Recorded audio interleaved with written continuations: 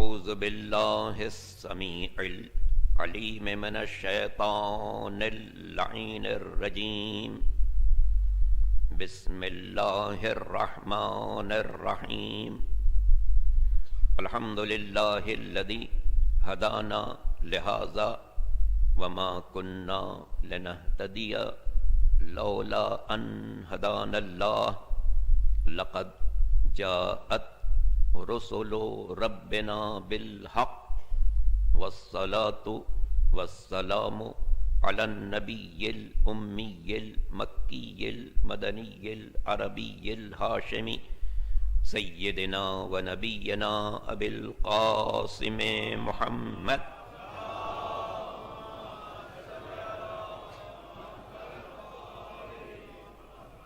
وآله الطيبين الطاهرين المعصومين المظلومين الغر الميامين الذين أذهب الله عنهم الرجس وطهرهم تطهيرا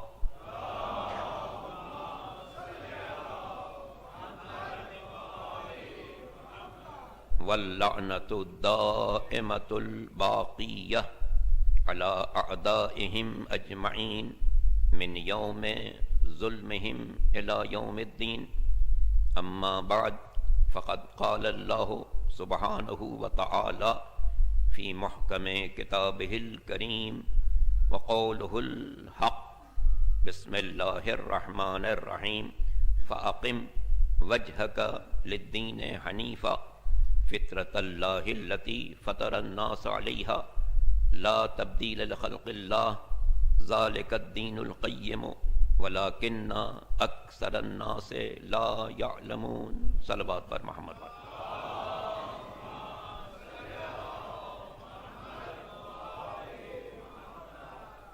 سورہ مبارکہ روم قرآن مجید کا 30واں سورہ اور اس کی آیت نمبر 30 جس کی تلاوت کی سعادت حاصل کی گئی.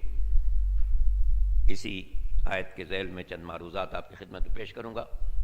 اور مجھے حاضر تو کل ہونا تھا اور میری فلائٹ بھی ملتان سے یہاں کے لیے 2 بجے دن کی معین تھی. صبح 10 بجے میں نے ان لوگوں کو فون کیا تو پی آئی اے والوں نے بتایا کہ فلائٹ آن ٹائم ہے. 11:30 بجے ان کا میسیج بھی آ گیا کہ فلائٹ آن ٹائم ہے. میں حسب عادت 12:30 بجے ایئرپورٹ پہنچ گیا کہ وہیں نماز پڑھوں گا, وقت پر فلائٹ سے چلا جاؤں گا. تو وہاں نمازیں پڑھتا رہا میں. بڑی مشکل سے بورڈنگ پاس ملا. اس کے بعد پھر انتظار. پتہ چلا کہ جس وقت اس کو ملتان سے چلنا تھا اس وقت وہ ابھی کراچی سے فلائٹ نہیں چلی تھی. پھر وہیں پر لوگوں نے مجھے کہا کہ نہیں ابھی تھوڑی دیر میں چل رہی ہے. پھر 3 بجے شاید 3:30 بجے کراچی سے چلی. اعلان ہوا کہ 5:15 پہنچے گی اور 5:45 یہاں سے اسلام آباد کے لیے روانہ ہو گئی. 5:15 آ گئی مگر وہ 5:45 نہیں آیا جس میں اس کو پرواز کرنا تھا.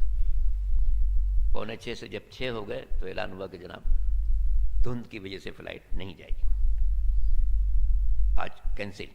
چنانچہ میں وہاں سے سیدھے ایئرپورٹ سے ڈائیو ہو گیا کہ بس کم کوئی بس مل جائے جو ساری رات سفر کر کے میں یہاں پہنچ جاؤں صبح کو. لیکن وہاں پتہ چلا کہ جناب دھند اتنی زیادہ ہے کہ انہوں نے اپنی سروس ساری بند کر رکھی ہے اور پہلی بس جو مل سکتی ہے وہ صبح 7:45 بجے میں سے. چنانچہ میں نے اس کی بکنگ کرائی اور اسی سے حاضر ہوا. طاہا بھائی گئے اور مجھے لے آئے, بڑی ضیافت کی. اب آپ کی خدمت میں حاضر ہو گیا. درود پڑھ لیں محمد آل محمد.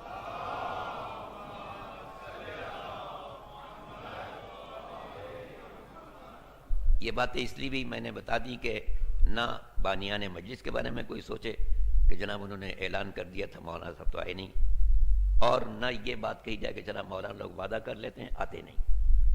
تو میں نے کوشش کی تھی لیکن نہیں پہنچ سکا. آج کوشش کی الحمدللہ پہنچ گیا. اور جیسا کہ آپ جانتے ہیں کہ آج کی تاریخ امام ہشتم حضرت علی رضا علیہ الصلوۃ والسلام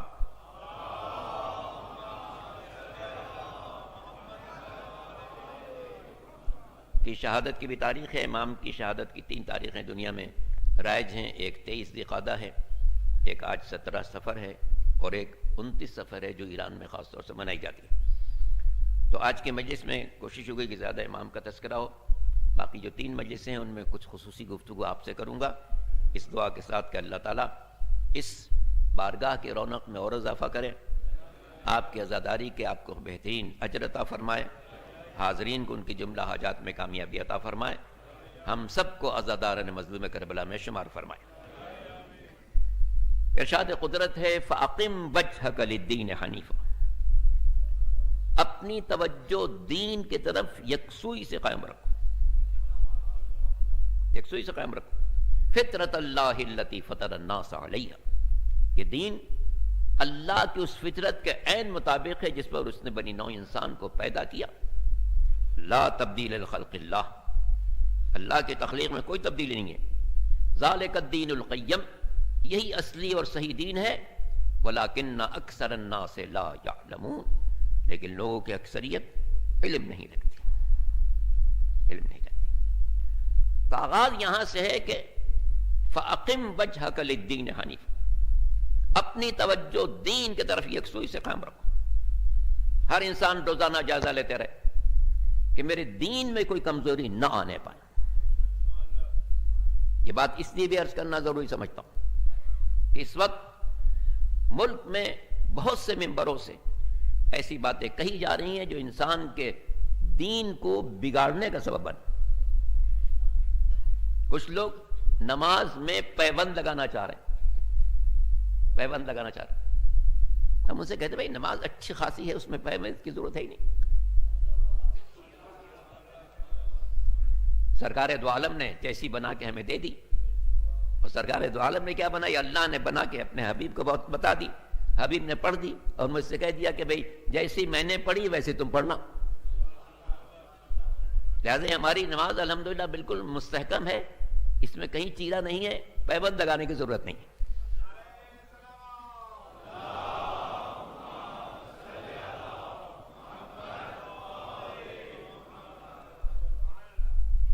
فَأَقِمْ وَجْهَكَ لِلدِّينِ حَنِيفًا، اپنی توجہ دین کی طرف قائم رکھو. دین بہت قیمتی شے ہے.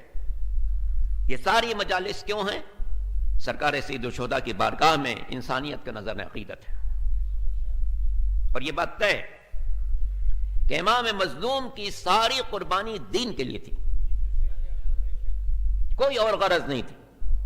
اگر کوئی شخص اس کے علاوہ کوئی غرض بیان کرتا ہے وہ مجرم ہے یا ناواقف ہے، یا ناواقف ہے یا مجرم ہے، یا تو کچھ نہیں جانتا یا واقعاً خامخواہ جرم کر رہا ہے. امام کی ساری قربانی دین کے لیے تھی.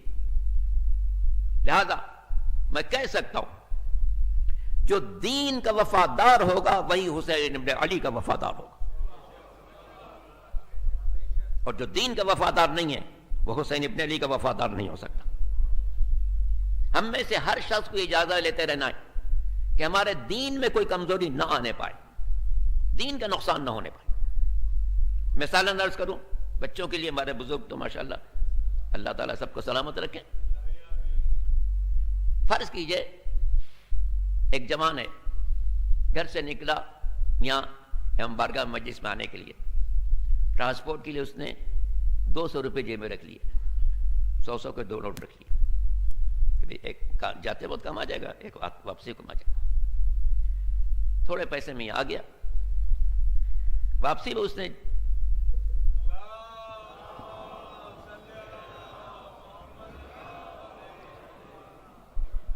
میں اس نے جیب کا جائزہ لیا تو وہ دوسرا 100 کا نوٹ گر چکا تھا. باقی جو ریزگاری تھی وہ باقی تھی، لیکن وہ 100 کا نوٹ گر چکا تھا. یقیناً افسوس ہوگا، یقیناً افسوس ہوگا. بھائی میں 2 نوٹ لے کے چلا تھا 100 کے، ایک پتہ نہیں کہاں گم ہو گیا. غور کیجئے، اس جوان کو یا اس شخص کو اس 100 کے نوٹ کے گم ہو جانے کا جتنا صدمہ ہوگا، کیا نماز صبح کے قضا ہو جانے پر اتنا صدمہ ہوتا ہے؟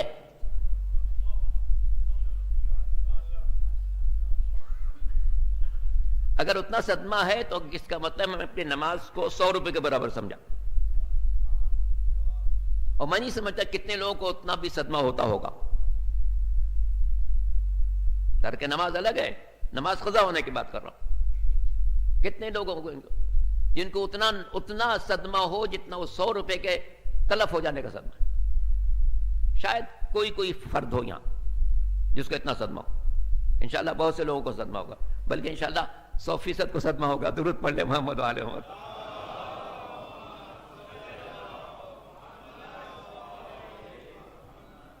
لیکن ضرور اپنے نفسوں کا جائزہ لیں کہ کیا دنیاوی نقصانات پر جتنا ہمارے دل کو صدمہ ہوتا ہے اتنا ہی دین کے نقصان پر ہوتا ہے. ایک حدیث بھی پیش کر دوں. امام چہارم سید الساجدین حضرت زین العابدین علیہ السلام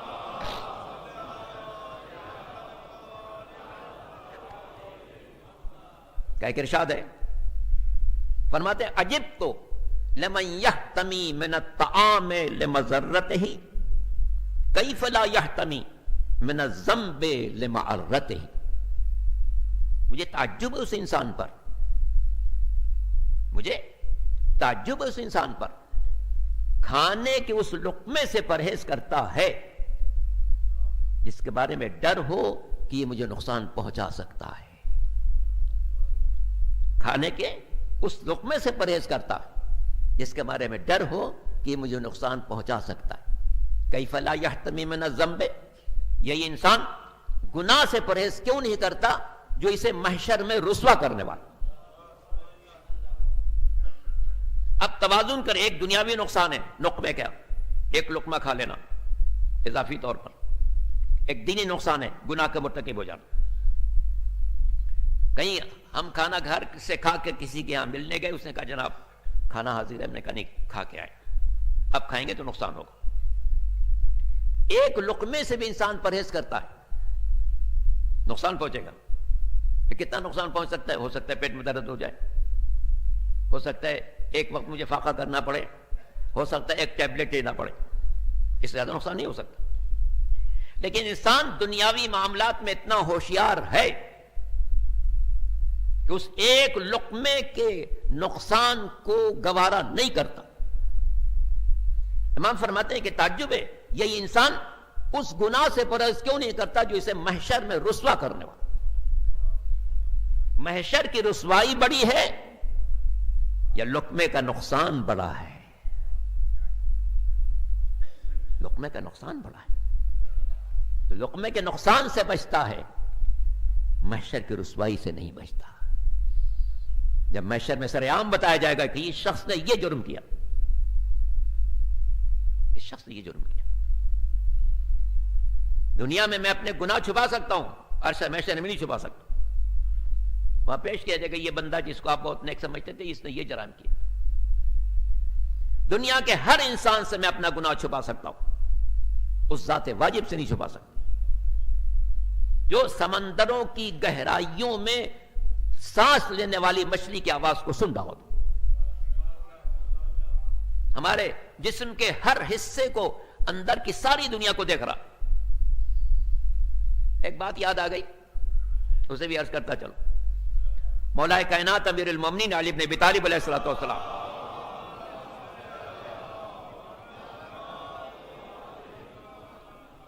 سے کسی نے عرض کیا کہ مولا، ایک وفد آیا تھا، مولا کیا کوئی ایسی چیز ہے جو اللہ نہیں دیکھتا؟ دیکھنے پر بات آ گئی تھی. کیا کوئی ایسی چیز ہے جو اللہ نہیں دیکھتا؟ بڑی عجیب بات ہے. لاکھوں چیزیں جو انسان نہیں دیکھتا اللہ دیکھ رہا. میرے جسم میں کتنی رگیں ہیں میں نہیں دیکھ رہا ہوں، اللہ دیکھ رہا. رگوں میں خون کتنا ہے میں نہیں دیکھتا، اللہ دیکھ رہا. اس کی روانی کیسی میں نہیں دیکھتا، اللہ دیکھ رہا. میرا دل کیسے کام کر رہا میں نہیں دیکھ رہا ہوں، اللہ دیکھ رہا. 7 سمندر کے گہرائی میں جو کیڑے زندگی گزار رہے ہیں میں نہیں دیکھ رہا ہوں، اللہ دیکھ رہا.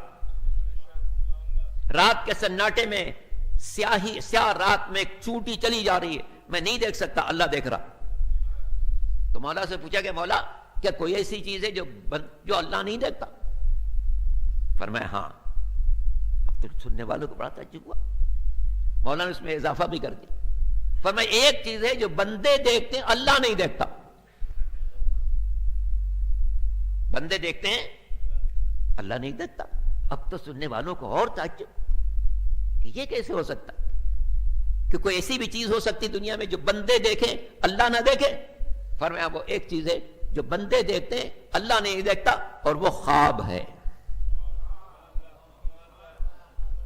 وہ خواب ہے اس لیے کہ خواب کے لیے نیند ضروری ہے اور اس کو نیند نہیں آتی۔ لا تاخذہ سنۃ ولا نوم، تو اس کو نیند آتی ہے نہ اونگ آتی ہے۔ یہ واحد چیز ہے جو بندے دیکھتے ہیں وہ نہیں دیکھتا۔ لیکن ہم جو گناہ کرتے ہیں وہ دیکھ رہا ہے، اور پھر مولا کا وہ فرمان کسی بھی گناہ کے موقع پر ضرور پیش نظر رکھنا، الشاہد هو الحاکم، وہ اللہ جو دیکھ رہا ہے فیصلہ بھی اسی کو کرنا۔ انسانوں کی کتنی بڑی بدقسمتی، میں کسی گناہ کے موقع پر اپنے دوست کا خیال کرتا ہوں، دوست نہ دیکھ رہا ہوں، جاننے والوں کا خیال کرتا ہوں وہ نہ دیکھ رہا ہوں، حتیٰ ایک بچے کا خیال کرتا ہوں کہ نہیں کوئی بچہ نہ دیکھ رہا ہوں، حالانکہ وہ بچہ نہ روک سکتا ہے نہ ٹوک سکتا ہے، مگر انسان اپنے گناہ کو ہر ممکن طریقے سے لوگوں سے چھپانے کی کوشش کرتا۔ میرے ساتھی باخبر نہ ہو، میرا دوست باخبر نہ ہو، میرے ماں باپ باخبر نہ ہو، میرے رشتہ دار باخبر نہ ہو کہ میں نے یہ گناہ کیا ہے۔ جبکہ جن لوگوں سے میں اپنے گناہ چھپاتا ہوں ان کے ہاتھ میں میری نہ زندگی، نہ موت، نہ صحت، نہ رزق، نہ اولاد، نہ دنیا، نہ آخرت۔ کتنے تعجب کی بات ہے، جن انسانوں کے ہاتھ میں نہ میری زندگی، نہ موت، نہ صحت، نہ رزق، نہ اولاد، نہ دنیا، نہ آخرت، میں ان کا خیال کروں اور اس رب کا خیال نہ کروں جس کے ہاتھ میں میری زندگی، میری موت، میری صحت، میرا رزق، میری اولاد، میری دنیا، میری آخرت۔ کتنے تعجب ہے انسان پر، دنیا کے ان انسانوں کا خیال کرے جن سے کوئی خوف نہیں ہونا چاہیے، اس کا خیال نہ کرے، اس کو فیصلہ کرنا۔ فرماتے ہیں الشاہد هو الحاکم، جو تمہارے گناہ کو دیکھ رہا ہے فیصلہ بھی اسی کو کرنا۔ تو عزیزان محترم، دین کی طرف ہماری توجہ برقرار رہنی چاہیے۔ دین کی توجہ کا کیا اس کے مراحل ہیں، انشاءاللہ یہ جو 3 مجلسیں ہیں ان میں عرض کروں گا۔ آج کی مجلس چونکہ امام ہشتم حضرت علی رضا علیہ السلام سے منسوب،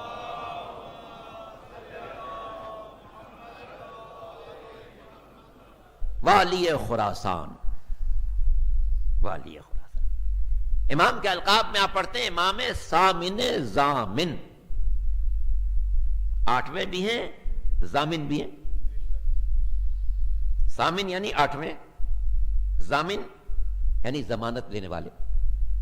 تو یہ جو سامن کے جگہ زامن کہتے ہیں، سامن و زامن، وہ صرف قافیے کے طور پر نہیں کہتے ہیں کہ سامن کا قافیہ زامن ہے تو ہم نے زامن کہہ دیا، نہیں، اس میں ایک بات پوشیدہ ہے، ایک رمز پوشیدہ ہے۔ یوں تو ہر امام کی زیارت مستحب ہے، اور اس وقت ماشاءاللہ کربلا میں لاکھوں تو پیدل چل رہے ہیں نجف سے کربلا کے، اور شاید کروڑوں سے اوپر تعداد ہوگی جو ساری دنیا سے وہاں پہنچی ہوئی۔ آپ سنیں گے کہاں تک پہنچ گئی تعداد۔ تو ہر امام کی زیارت بے انتہا ثواب ہے، لیکن صرف امام ہشتم نے ایک ضمانت لی ہے۔ امام ہشتم نے اپنے زائرین کے لیے ایک ضمانت لی، اس مناسبت سے ان کا لقب ہے ضامن۔ سامن یعنی 8ویں، ضامن چونکہ ضمانت لی ہے۔ کیا ضمانت لی ہے؟ فرمایا جو شخص معرفت کے ساتھ میری زیارت کو آئے، میں 3 مقامات پر اس کی ضمانت لیتا ہوں۔ موت سے پہلے راحت نصیب ہوگی، موت کے بعد مغفرت نصیب ہوگی، محشر میں ہماری شفاعت نصیب ہوگی۔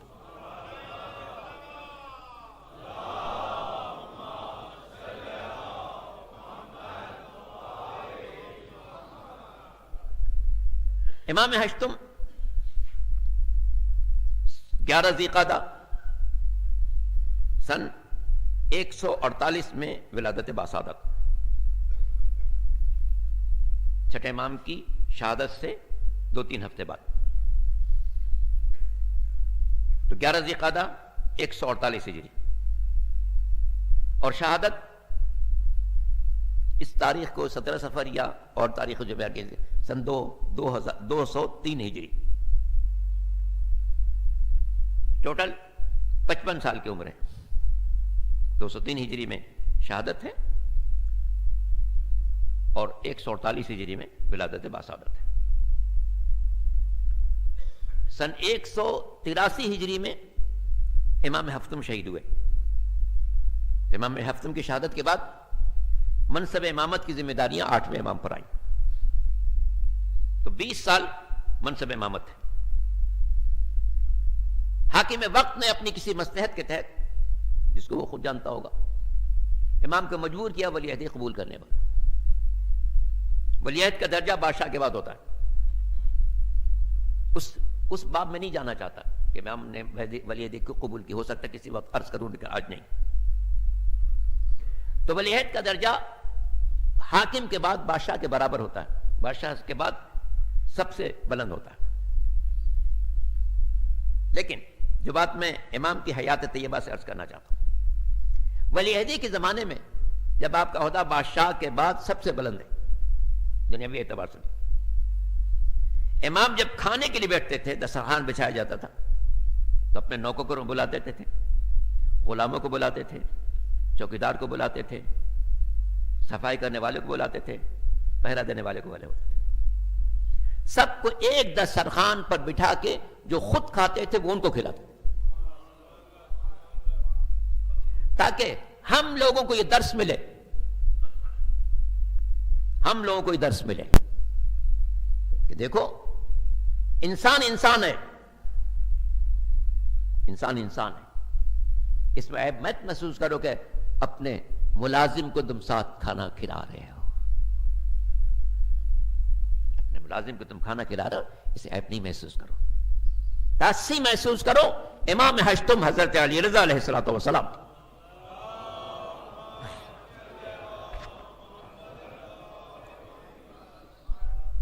امام کا ایک لقب جو مشہور ہے، عالم آل محمد. یہ تو ہر شخص ان میں سے عالم ہے. ساری دنیا کے سب سے بلند مرتبہ صاحب علم اسی خاندان کے افراد ہوتے تھے. مگر جس طرح سے ہر امام سچا ہے، مگر صادق کا لقب امام جعفر صادق علیہ السلام کا قرار پایا.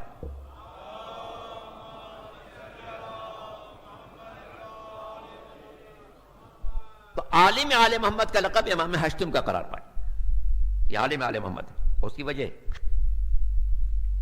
وجہ چونکہ امام سے بکثرت مناظرے ہوئے لوگوں کے، دہریوں کے مناظرے ہیں، یہودیوں کے مناظرے ہیں، عیسائیوں کے مناظرے ہیں، مجوسیوں کے مناظرے ہیں، حتیٰ کہ ہندوستان سے آنے والے ہندوؤں سے مناظرے. ہر مناظرے میں امام ایسی گفتگو فرماتے تھے اسی مذہب سے متعلق. ہندوستان سے وفد آیا تو ہندو میتھالوجی پر امام نے ایک مرصع گفتگو کی اور اس کے بعد ان کے نظریات کو باطل کیا. اس طرح مجوسیوں کا وفد آیا تو امام نے مجوسی خیالات پر ایک مرصع گفتگو کی کہ ان کے خیالات کو باطل قرار دیا. دہری آئے، امام نے ان کے سارے اعتراضات کو بکھیر کر رکھ دیا اور آخر میں حق کا اعلان کیا. اسی طرح یہودیوں کا وفد آیا تو امام نے توریت اور تلمود سے ساری باتیں ان کے مذہب کی پیش کی اور پھر ان کی جو غلطیاں ان کو تشخیص کیا. اتنی واضح گفتگو ہوتی تھی، ایسا مدلل جواب ہوتا تھا کہ ہر فرقہ کہتا تھا عالم آل محمد، یہ عالم آل محمد ہے، کوئی اور نہیں ہے. اب سارے وفود آ گئے. اس کے بعد عیسائیوں کا وفد آیا. ان کا وفد بہت بڑا تھا، سب جمع ہیں. یہ مناظرہ وہ ہے جس میں سب جمع ہیں. یہودیوں کا وفد یہاں بیٹھا ہے، مجوسیوں کا، زندیقوں کا، ہندوؤں کا اور عیسائیوں کا. عیسائیوں سے مناظرے میں امام نے گفتگو فرمائی. کہے پادریوں، تم نے انجیل پڑھی ہے؟ جی. جناب عیسیٰ کے بارے میں جانتے ہو؟ جی. میں تمہیں بتاتا ہوں. عیسیٰ انتہائی خلیق انسان تھے، انتہائی خوبصورت انسان تھے، انتہائی پاکیزہ انسان تھے. لوگوں سے گفتگو کرتے تھے تو گویا پھول جھڑتا تھا. کوئی بیمار ہو جائے اس کی مزاج پرسی کے لیے چلے جاتے تھے. کوئی ملنے آ جائے اس سے انتہائی خندہ پیشانی سے ملتے تھے. اب جیسے جیسے امام تعریف کرتے جا رہے ہیں پادری خوش ہوتے جا رہے ہیں. خوش ہو رہے ہیں. بہت ساری تعریف کرنے کے بعد میں نے فرمایا کہ لیکن اب آپ دیکھیں اگر کسی شخص کی آپ بہت تعریف کر رہے ہو اور اچانک کہہ دے لیکن، تو یہ لیکن اتنا بڑا پتھر ہوگا جس کے نیچے ساری تعریف دب جائے گی. یہ اچھا کوئی بہت خطرناک بات ہے. اتنی تعریف کرنے کے بعد جو مولانا صاحب کے لیے کہا جائے کہ لیکن یہ کوئی گڑبڑ ہے، کوئی بڑی گڑبڑ ہے. اب وہ سارے پادری چوکنا کہ ہائیں اتنی ساری تعریف ہو رہی تھی لیکن کہاں سے آ گئے. مسلمان بھی حیرت سے دیکھ رہے کہ ابھی تک تو امام اتنی تعریف کر رہے تھے، ابھی یہ لیکن بیچ میں کہاں سے آ. جب نے کہا کہ لیکن کیا، تو امام نے دوبارہ تعریف شروع کی. اب یہ اگر پیش نظر رکھیے کہ بطور مناظرہ کہا ہی ہے جملہ. مناظرے باتیں بعض اوقات ایسی بات کی جاتی ہے جو فریق مخالف کو زیر کر سکے. تو امام نے بطور مناظرہ کہا، پھر تعریف شروع کی. کتنا اچھا اخلاق تھا ان کا، انبیاء کے سلسلے سے تھے، ابراہیم کے اولاد سے چلے آ رہے ہیں، ان کے سلسلے میں مسلسل انبیاء چلے آ رہے ہیں اور لوگ خوش ہو رہے ہیں، عیسائی مزید خوش ہو رہے ہیں. پھر دوبارہ بہت ساری تعریف کی اور آخر میں کہا لیکن. اب اس لیکن سے اور پریشانی بڑھ گئی کہ جناب اتنی ساری تعریف بھی کر رہے ہیں اور ساتھ میں یہ ارشاد بھی کہ لیکن کا مطلب کوئی بڑی گڑبڑ ہے. یہ گڑبڑ ہے.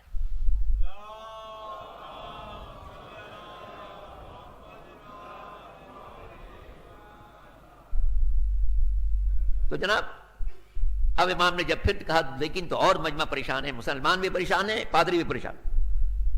لیکن کیا؟ اب وہ شور بھی کر رہے ہیں لیکن کیا؟ آپ نے اتنی ساری اچھی باتیں کہی لیکن کیا؟ میں نے عرض کیا کہ بطور مناظرہ کہا. امام فرمایا کہ لیکن یہ کہ وہ عبادت نہیں کرتے تھے. اب تو سب پریشان، مسلمان بھی حیرت زدہ کہ ہاں یہ ہو سکتا ہے کہ حضرت عیسیٰ عبادت نہ کرے. اور پادری تو سخت وحشت زدہ کہ نا آپ نے اسی کیسی بات کی. اب پادریوں نے شور مچانا شروع کیا کہ جناب آپ عالم آل محمد ہیں، زمانے کے سب سے بڑے عالم ہیں، فرزند رسول ہیں، ساری دنیا آپ کو امام مانتی ہے، ہر مسئلے پہ آپ کی بڑی واضح دلیلیں ہوتی ہیں، مگر یہ کیسی بے خبری کی بات ہے، یہ کیسی بے خبری کی بات ہے کہ عیسیٰ عبادت نہیں کرتے تھے. وہ تو ساری رات عبادت کرتے تھے.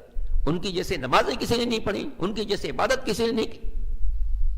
جب انہوں نے پادری نے یہ باتیں کہیں کہ عیسیٰ ساری رات عبادت کرتے تھے، تب امام کو موقع ملا. فرمایا اچھا اگر وہ خود خدا تھے تو عبادت کس کی کرتے تھے؟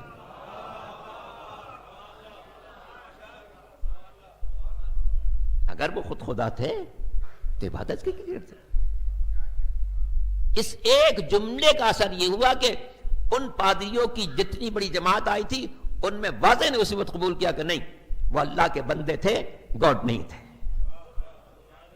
گاڈ نہیں تھے. تو امام کی زندگی غیر معمولی زندگی، غیر معمولی زندگی. امام ہشتم کی زندگی غیر معمولی ہے. وقت کی گنجائش کو مد نظر رکھتے ہوئے چند معروضات آپ تک پہنچانا.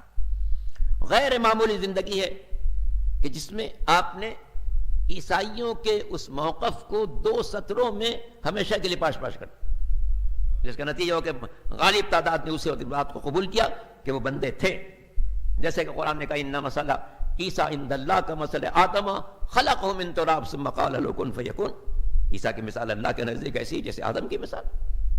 جس اللہ نے آدم کو بغیر ماں اور باپ کے پیدا کیا، اسی اللہ نے حضرت عیسیٰ کو بغیر باپ کے پیدا کر دیا. لیکن نہ آدم بغیر ماں باپ کے پیدا ہونے کی بنا پر اللہ کے بیٹے کہے جا سکتے ہیں، نہ عیسیٰ بغیر باپ کے پیدا ہونے کی بنا پر اللہ کے بیٹے کہے جا سکتے ہیں. وہ بھی اللہ کے بندے اور نبی، یہ بھی اللہ کے بندے اور نبی. امام ہشتم کے دور کا ایک واقعہ جو بکثرت لوگوں کے اذہان میں موجود ہوگا. ایک شخص نے خواب دیکھا، ایک شخص نے خواب دیکھا کہ میں نیشاپور کی مسجد میں ہوں، سرکار دو عالم خاتم الانبیاء حضرت محمد مصطفیٰ صلی اللہ علیہ وسلم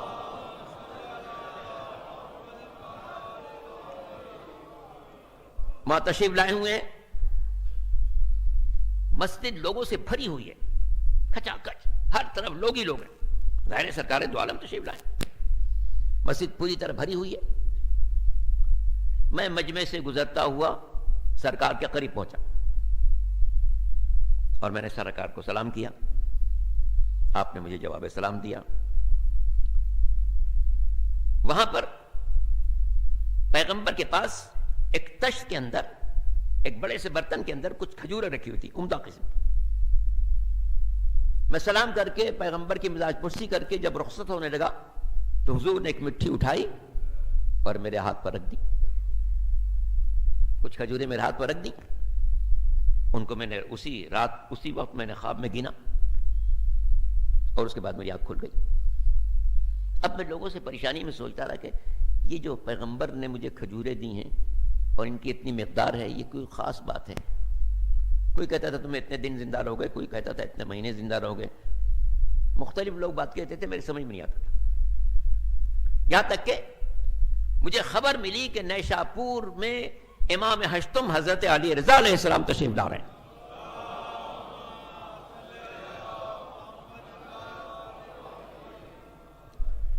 تو اب میں نے سوچا کہ اب مجھے اپنے خواب کی تعبیر مل جائے گی، فرزند رسول ہے، امام وقت۔ چنانچہ جب مجھے پتا چل گیا کہ وہ نیشاپور میں آ رہے ہیں تو میں گیا، میں نے دیکھا کہ مسجد اسی طرح سے بھری ہوئی ہے جس سے میں نے خواب میں پیغمبر کو دیکھا تھا۔ بیداری میں میں نے مسجد کو اسی طرح بھرا ہوا دیکھا جیسے خواب میں پیغمبر کو دیکھتے وقت میں نے مسجد بھری ہوئی دیکھی۔ چنانچہ میں اسی طرح سے مجمع سے کراس کرتا ہوا پہنچ گیا اس جگہ جہاں امام مصروف عبادت تھے۔ میں نے دیکھا جس طرح پیغمبر کو میں نے خواب میں نماز پڑھتے دیکھا تھا، امام ہشتم کو بیداری میں اسی طرح نماز پڑھتے دیکھا۔ پھر میں بیٹھ گیا، انتظار کرنے لگا۔ جب نماز سے فارغ ہوئے میں نے سلام کیا، امام نے جواب سلام دیا۔ پھر جب میں امام سے مزاج پرسی کے بعد رخصت ہونے لگا تو میں نے دیکھا کہ امام کے سامنے بھی ویسی ایک برتن میں بہت سی کھجوریں رکھی ہوئی ہیں جسے خواب میں نے پیغمبر کے لیے دیکھا تھا۔ جب میں رخصت ہونے لگا تو امام نے ایک مٹھی اٹھا کر کھجوریں میرے ہاتھ پر رکھی، میں نے دیکھا یہ اتنی ہی کھجوریں تھیں جتنی خواب میں پیغمبر نے دی تھی۔ میں نے عرض کیا فرزند رسول کچھ اور عطا فرمائی، فرزند رسول کچھ اور عطا فرمائیے۔ تو امام نے مسکرا کر فرمایا اگر میرے جد نے اس سے زیادہ دی ہوتی تو میں بھی تمہیں زیادہ دیتا۔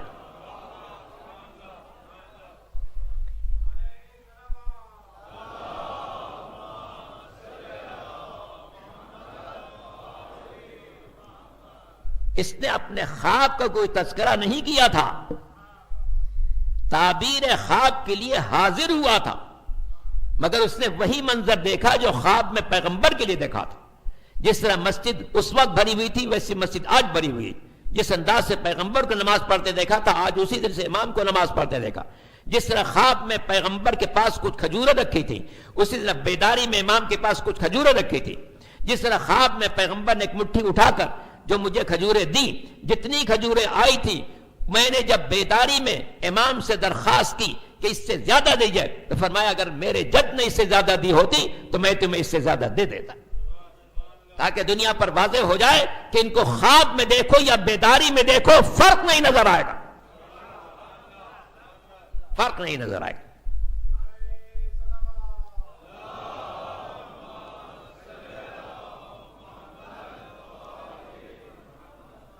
وقت کی گنجائش کو مد نظر رکھتے ہوئے ایک آخری بات، دنیا میں جتنے مقدس حرم ہیں ان میں دو ہیں جو ہمیشہ کھلے رہتے ہیں، جتنے مقدس حرم میں بند ہو جاتے ہیں، اب کربلا آج کل ظاہر ہے ظاہرین کی وجہ سے کھلا رہے گا لیکن باقی دنوں میں بند ہو جاتا ہے۔ مشہد مقدس کو چھوڑ دیجئے، معصوم قم روزہ بند ہو جاتا ہے، نجف اشرف ہم لوگ 8 سال وہاں رہے روزہ بند ہو جاتا تھا، سامرہ روزہ بند ہو جاتا ہے، کاظمین روزہ بند ہو جاتا ہے، شام میں جناب ثانی زہرا روزہ بند ہو جاتا. حتیٰ مدین روضہ رسول رات کو 9-10 بجے کے بعد بند ہو جاتا ہے. دنیا کے 2 حرم ہیں جو کبھی بند نہیں ہوتے. ایک اللہ کا حرم خانہ کعبہ، ایک امام ہشتم کا حرم مشہد مقدس. یہ کبھی بند نہیں ہوگا. 2 حرم میں کبھی بند نہیں ہوں گے. ایک اللہ کا حرم نہیں بند ہوگا، ایک امام ہشتم کا حرم کبھی بند نہیں ہوگا. اس میں ایک رمز نظر آتا ہے. اللہ کا حرم تو اس لیے کہ جو بندہ خدا بھی توبہ کرنے کسی وقت آ جائے، دروازہ کھلا ہونا چاہیے. ایسا نہ کوئی شخص توبہ کرنے آئے دروازہ بند ہو واپس چلا جائے، توبہ نہ کر سکے. تو حرم مقدس بظاہر کے ظاہرین دنیا سے آ رہے ہیں، طواف کرنے والے آ رہے ہیں، عمرہ کرنے والے آ رہے ہیں، تو ان تمام مناسبتیں اسے کھلا رہنا چاہیے. مگر امام ہشتم کا جو حرم کھلا رہتا ہے اس کا ایک خاص رمز ہے. کربلا کا حرم ہمیشہ نہیں کھلا رہتا، نجف کا حرم ہمیشہ نہیں کھلا رہتا، کاظمین کا حرم ہمیشہ کھلا نہیں رہتا، سامرہ کا حرم ہمیشہ کھلا نہیں رہتا، معصومہ قم کا حرم ہمیشہ کھلا نہیں رہتا، شام میں شہزادی کا حرم ہمیشہ نہیں کھلا رہتا، مدینے میں سرکار کا حرم ہمیشہ نہیں کھلا رہتا، مگر امام ہشتم کا حرم کھلا رہتا. شاید اس کا راز یہ ہے کہ ائمہ طاہرین میں امام ہشتم ہی ہیں جنہوں نے ضمانت لی ہے کہ جو میری زیارت کو معرفت کے ساتھ آئے گا میں 3 موقع پر ضامن ہوں. موت سے پہلے راحت نصیب ہوگی، موت کے بعد مغفرت نصیب ہوگی، محشر میں شفاعت نصیب ہوگی. چونکہ امام نے ضمانت لی ہے تو اللہ نے یہ انتظام کیا کہ جس سے ضمانت لی ہے اس کا حرم کھلا رہے. پتہ نہیں کون کس وقت آ جائے. کوئی صبح آئے تو ضمانت حاصل کرے، شام کو آئے تو ضمانت حاصل کرے، دن میں آئے تو ضمانت حاصل کرے، رات میں آئے تو ضمانت حاصل کرے. ایسا نہ ہو کہ کوئی زائر آئے اور امام کی زیارت سے محروم ہو جائے اور ضمانت حاصل نہ کر سکے.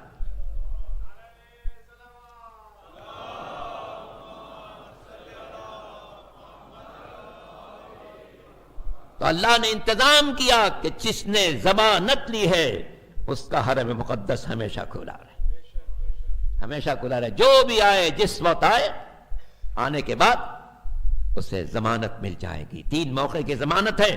موت سے پہلے راحت نصیب ہوگی، موت کے بعد مغفرت نصیب ہوگی، محشر میں شفاعت نصیب ہوگی.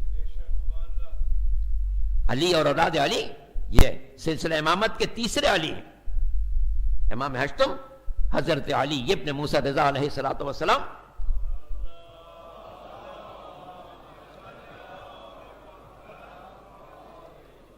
20 سال منصب امامت پر فائز رہے، اور 20 سال میں آپ نے دنیا کے سامنے وہ طرز عمل پیش کیا، وہ ہدایت کے وہ نقوش چھوڑے ہیں جو قیامت تک زندہ رہنے والے، اور جس میں امام نے اپنے جد سید الشہداء کی عزاداری کا خصوصی اہتمام فرمایا.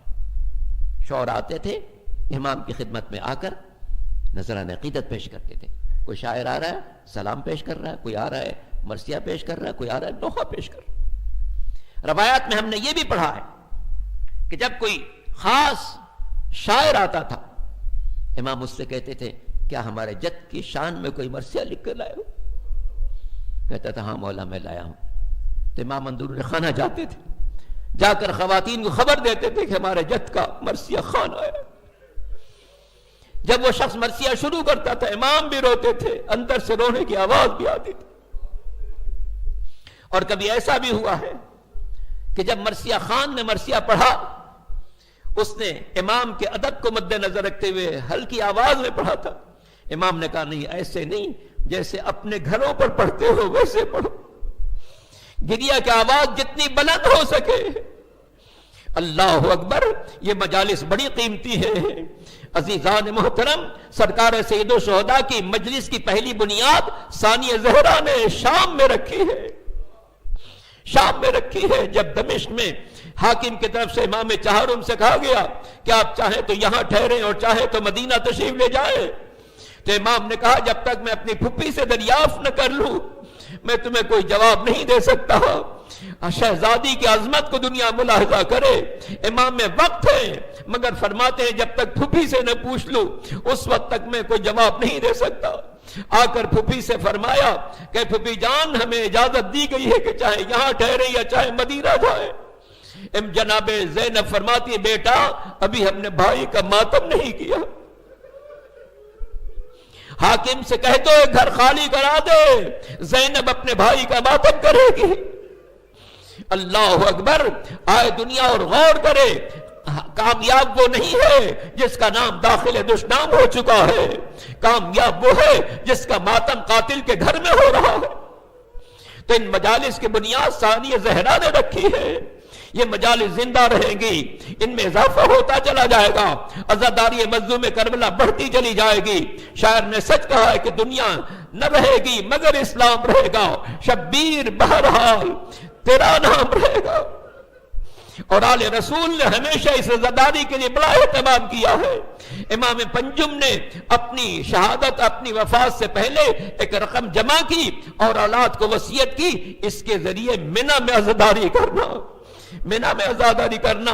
اور ہمارا اور آپ کا چوتھا امام واقع کربلا کے بعد 34 سال زندہ رہے، جب بھی کوئی آتا تھا امام کو روتے ہوئے پاتا تھا، امام کو روتے ہوئے پاتا تھا۔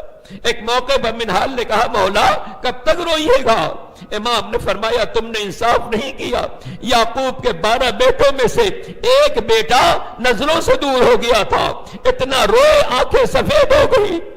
میرے سامنے تو 18 جوانان بنی ہاشم ایک دوپہر میں شہید کر دیے گئے، میں کیسے نہ روؤں؟ راوی نے عرض کی مولا یہ سچ ہے کہ شہادت آپ کی میراث ہے؟ امام نے فرمایا تم نے سچ کہا، شہادت ہماری میراث ہے، مگر کیا یہ بھی ہماری میراث تھی محمد کی نواسیاں، علی و فاطمہ کی بیٹیاں بازاروں میں لے جائے جائے۔ اللہ اکبر، میرے 8ویں آقا کا، میرے 8ویں آقا کا آج ہی کی تاریخ میں اس زہر سے شہادت واقع ہوئی جو حاکم وقت نے بھیجا تھا۔ جب امام درجہ شہادت پر فائز ہوئے، بڑے اہتمام سے غسل لیا گیا، کفن پہنایا گیا، نماز جنازہ ادا کی گئی۔ ارباب تاریخ نے لکھا ہے کہ جب حاکم نے امام کو زہر دیا اور زہر کا اثر دل جسم پر بڑھتا چلا گیا، حاکم نے پوچھا مولا کہاں تشریف لے جا رہے ہیں؟ فرمایا جہاں تو نے بھیجنا چاہا وہیں جا رہا ہوں، جہاں تو نے بھیجنا چاہا وہیں جا رہا ہوں۔ زہر کا اثر بڑھتا جا رہا ہے۔ ابو السلط وہاں موجود تھے جو پریشان تھے کہ امام تو دنیا سے تشریف لے جا رہے ہیں، بیٹا موجود نہیں ہے، کون سپرد لحد کرے گا، کون نماز پڑھائے گا؟ امام نے فرمایا تم فکر نہ کرو، میرا بیٹا بقوت اعجاز آئے گا، وہی مجھے میری نماز جنازہ بھی پڑھے گا، مجھے سپرد لحد بھی کرے گا۔ جو امام کے انتقال کی خبر جب خراسان میں پھیلی، ہر طرف سے لوگ آنا شروع ہوئے، واہ اماما، واہ علیہ کی آواز بلند تھی، سیاہ پرچم لہرائے جا رہے تھے، شہر مقدس، مشہد مقدس ہر طرف انسانوں سے چھلک رہا تھا، دیواروں پر سیاہ چادریں لگا دی گئی تھی، ہجوک درجوک لوگ آ رہے تھے۔ امام نہم بقوت اعجاز آئے، بابا کی نماز جنازہ پڑھی اور بابا کو سپرد لحد کیا۔ میرا دل کہتا ہے جب میرا نواں آقا اپنے بابا کو سپرد لحد کر رہا ہوگا تو عجب نہیں امام محمد تقی علیہ السلام نے کربلا کی طرف رخ کیا ہوگا۔ اے حسین ابن علی، اے میرے مولا، اے میرے دادا، آپ کے پوتے کا جنازہ بڑے اہتمام سے سپرد لحد کیا گیا، مگر ہائے حسین، کربلا کی سرزمین پر لاشا تڑپ رہا تھا۔ عزیزان محترم، کبھی ایسا ہوتا ہے کہ بیٹا ملک سے باہر ہو، باپ کے جنازے میں شرکت نہ کر سکے تو اسے ساری زندگی قلق رہتا ہے، لیکن اگر کوئی ایسا بیٹا ہو جو موجود ہو مگر باپ کو دفن کرنے کی اجازت نہ ملے، ہاتھوں میں ہتھکڑیاں ہو، پیروں میں بیڑیاں ہو، کمر میں لنگر ہو، گلے میں توقع خاردار ہو، تو اس بیٹے کا کیا عالم ہوگا؟ اللہ اللہ، میرا چوتھا امام سید الساجدین جب کربلا سے چلے، ہاتھوں میں ہتھکڑیاں پہنائی جا چکی ہے، پیروں میں بیڑیاں ڈالی گئی ہے، کمر میں گلے میں توقع خاردار ہے، میرا امام جب اونٹ پر سوار کیا جا رہا تھا، بابا کے لاشے کو دیکھا، زمین گرم پر پر حسین کا لاشا ٹکڑے ٹکڑے ہو چکا تھا، نوکے نیزہ پر سر مبارک تلاوت کر رہا تھا۔ عجب نہیں میرے چوتھے امام نے ہتھکڑیوں کو سنبھالا ہوگا، بابا کے سر کو پکارا ہوگا، السلام علیکم یا ابا عبداللہ، اے میرے بابا میرا سلام قبول کرے، اے میرے بابا میرے ہاتھوں میں ہتھکڑیاں ہیں، پیروں میں بیڑیاں ہیں، آپ کو بے غسل و گور و کفن چھوڑ کر جا رہا ہوں، اے بابا اب کوفے کا دربار ہوگا، شام کا بازار ہوگا، پھپھیاں ہوں گی، بے مقنع چادر لے جائے۔